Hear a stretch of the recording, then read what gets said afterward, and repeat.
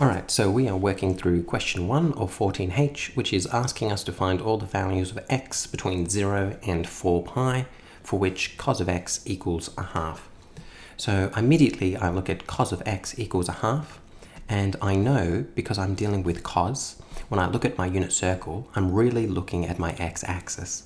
And I'm looking for where on my x-axis I'm going to get a half. So I could even draw that in there. So I'm going to get a half here. This is going to be a half. Now to find where on my unit circle this lies, I could draw up my lines. So I'm going to get a point here, and I'm going to get a point here. Now I'm going to stress again the importance of memorizing the unit circle, and specifically memorizing the first quadrant. That's going to make things a lot easier. So now I'm going to draw in my line. So I know I'm going from here to here. This is going to be one angle, and the other angle that I'm going to have will be down here. These are the two angles I'm going to have. Perfect.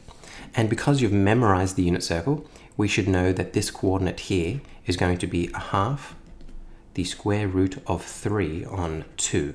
But we don't really care about the square root of 3 on 2, and that 1/2 looks awful. Let me try that again. 1/2. We only care about this 1/2. So now we need to know the angle which corresponds to this region. And again, because we've memorized the unit circle, we know that this is going to be pi on 3. So when we come to writing down our solutions, what we're going to do is we're going to write x, that is the ugliest x I've ever seen, x equals, and our first solution is going to be pi on 3. Our next solution will be, let me rub out this, so that's one solution there. Our next solution will be from here all the way around to here. Now, a lot of us, because that will be our next angle, but a lot of us are going to be tempted to draw our angle like this, and then to solve this angle. But we know that isn't true. We always start here and work counterclockwise around. And again, we know, because we've memorized the unit circle, that this will be 5 pi on 3. And again, some of us might be a bit concerned about memorizing all these things in the unit circle, but something that we should realize is that for this coordinate point, plus or minus either one of them, I'm always going to have my denominator being 3. So I've just remembered that in my fourth quadrant, when my denominator equals 3, my numerator is going to equal 5. And just learning those little tricks as you go along is going to be really important. Perfect. So what we've done is we've gone around our circle 2 pi. But if you look up at the question, it's saying we have to go around our circle from 0 to 4 pi, which means we need to make another rotation around our unit circle. So let me rub out these angles, and we have to make another rotation around. Let me get a new color. So what that means is I'm going to go around it once, which is going to be 2 pi.